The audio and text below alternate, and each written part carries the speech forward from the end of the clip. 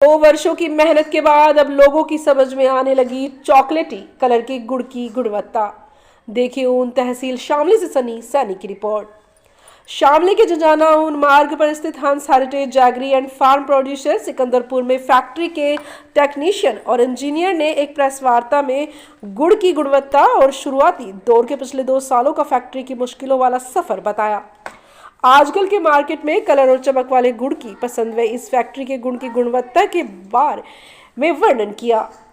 इस फैक्ट्री के चॉकलेटी कलर वाले गुड़ की गुणवत्ता और इसके प्रोडक्शन के सफर को प्रेस के सामने रखते हुए बताया कि हमारे देश के गुजरात और पंजाब प्रांत के साथ साथ उत्तर प्रदेश के लोगों को भी अब इस गुड़ की गुणवत्ता पसंद आने लगी है, क्योंकि इस गुड़ के बनाने में कोई बायलर नहीं, कोई केमिकल नहीं, जबकि कलर और चमक वाला गुड़ चीनी और केमिकल के बिना बन ही नहीं सकता। ऑर्गेनिक अच्छा, यह प्लांट पूरे देश में असम के बाद उत्तर प्रदेश के जनपद शामली के जजाना में 2 वर्ष पहले शुरू किया गया था।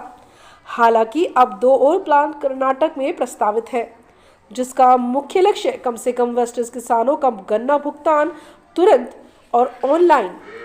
इस प्लांट के डायरेक्टर व इंजीनियर केपी सिंह ने अपने जीवन के लगभग अंतिम पड़ाव में इस करियर को चुना और क्षेत्र के लोगों को एक अच्छी सौगात दी। केपी सिंह ने अपने 2 वर्षों का अनुभव और इस प्लांट की यात्रा का अनुभव भी पत्रकारों के समक्ष शेयर किया।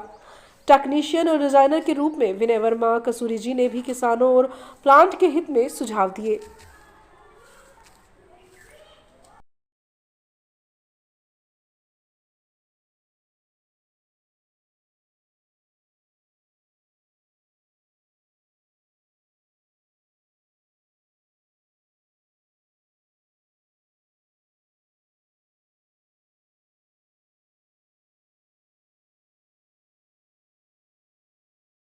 चावल है, चीनी है, वो एक हिस्सा है और 2 हिस्से जो कि चीनी या चावल नहीं है वो है। अब ये वाला जो बचा हुआ हिस्सा है, ये जब बचेगा, जलेगा नहीं और फैक्ट्री में पहुंचेगा, तभी इससे वैल्यू क्रिएट होगी। तो पहला जो ये प्रोजेक्ट था, ये डेमोन्स्ट्रेशन था कि भाई देखो ये बिना जलाए भी देखें कि इस प्लांट के अंदर जो एक्सट्रैक्शन प्लांट है, जो बगास से निकल रही है, उसका जो बगास पोल है एक बड़ी शुगर फैक्ट्री से भी बहुत कम है।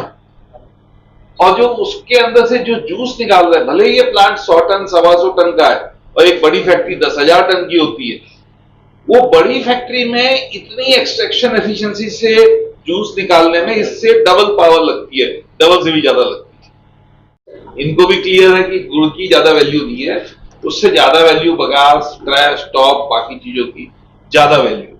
लेकिन ये तो जल रहा है और रास्ता बदलना आसान नहीं है, तो क्यों ना एक छोटा प्लांट बनाया जाए, लगाया जाए और चलाया जाए। अब मेरा ये प्रॉब्लम था कि मैं एक अच्छा इंजीनियर हूं, लेकिन मैं फैक्ट्री चलाना दिन रात वो मेरा काम नहीं है। मेरा हवाई जहाज बनाना मेरा काम है, हवाई जहाज उड़ाना मेरा काम। पता नहीं चला भाई फैक्ट्री नुकसान में भी रहती है। अब आगे की क्या प्लानिंग है? अब हम नुकसान से तो निकल चुके हैं, मतलब कैश लॉस में नहीं। वैसे तो अगर हम ब्याज जोड़ेंगे, रोज जोड़ेंगे तो फिर घाटा ही है, लेकिन मैं चूंकि ब्याज पे पैसा नहीं लिया हुआ, मेरे फैमिली और फ्रेंड्स का ही पैसा है और सभी कमिटेड है, 4 मेरे पार्टनर भी हैं, तो सब लोग कमिटेड है कि हमें डबल हो जाए बस 1-2 साल में, ये सबकी इच्छा है। और किसान तो मेरे पीछे पड़ा हुआ है। अब अप्रैल में कब तक? 15 अप्रैल तक की उम्मीद है कि शायद चल जाएगी। 400 रुपये तक का गन्ने का भाव भी दूंगा, 450 भी दूंगा, जब तक गन्ना मिलेगा। चलो किसानों को क्या भाव दिया गया? अभी 360 का भाव चल रहा है, 370 सरकारी भाव है। मना करता हूँ, 45 साल के बाद में मैं 70 साल हूँ, मैं नहीं खाता गेहूं की रोटी कभी। नवाजी में तो मिलेगी, घर पे 1 आध दिन मिल जाए, अदरवाइज मिस्सी रोटी, चने की, बाजरे की, सबको यही कहता हूँ, यही खाना है, यही खाओ। पुरानी जब तो आपने की कीमत 3,000, पहुंचे हुए फैक्ट्री तक गन्ने की कीमत 4,000 और उससे बने हुए प्रोडक्ट की कीमत 5500 रुपए, या बहुत हो गया तो 6,000 रुपए पे जाके अटक जाए, खत्म। जिंदगी भर इन्होंने फैक्ट्रियां लगाई हैं और चलाई हैं।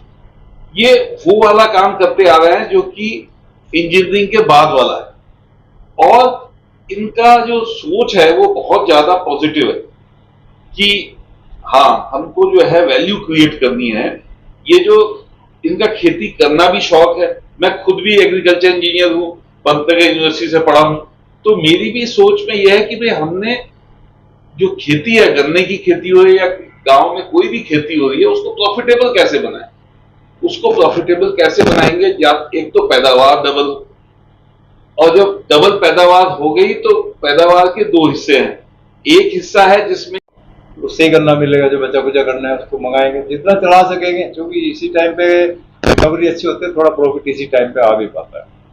अच्छा, तो गन्ने की पर्ची का सिस्टम है आपके यहाँ किसान के लिए, वो थोड़ा सा मील की तरह से है या क्या उसमें अंतर है? हमने सिस्टम डिजाइन किया था मिल की तरह ही, सबके नंबर लिए थे, अकाउंट नंबर लिए थे ये, लेकिन किसान क्या है वो अपने हिसाब से चलता है, वो तो गाड़ी जोड़ के आ गया तो फिर हमको लेनी पड़ती है, कई बार जाम लग जाता है।